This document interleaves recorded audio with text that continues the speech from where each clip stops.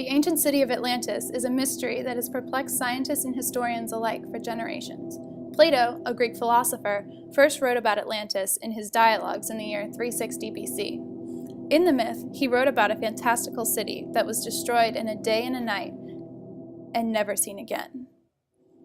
To this day, it is disputed whether or not the city was a real metropolis, or rather a creative way to express philosophical ideas to an era that believed in gods.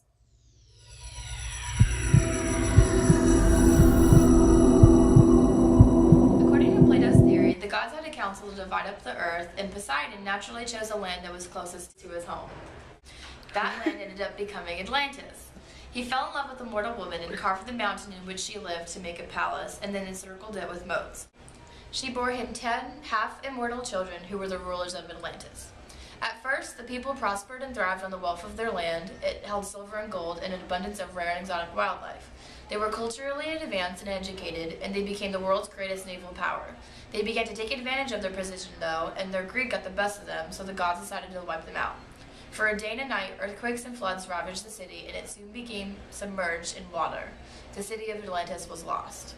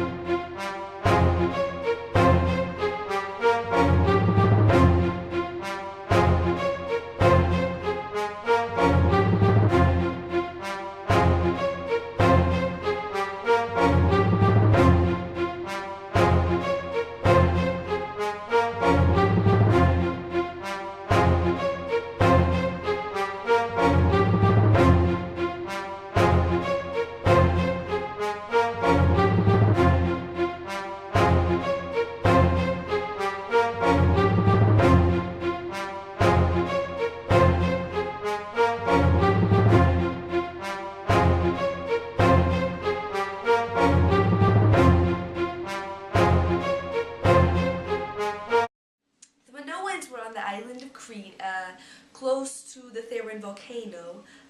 They were advanced and skilled people, and they had huge naval power.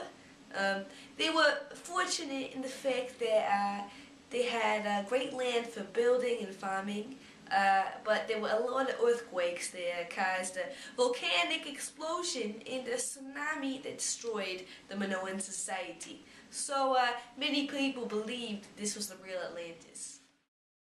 Yet another theory involves a specific natural phenomenon. In 5600 BC, the Mediterranean Sea breached the Bosporus Strait and flooded the Black Sea in a time span of less than a year.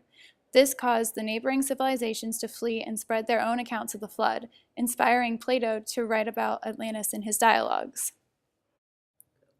Researchers are still investigating Atlantis and searching for the location of the lost city.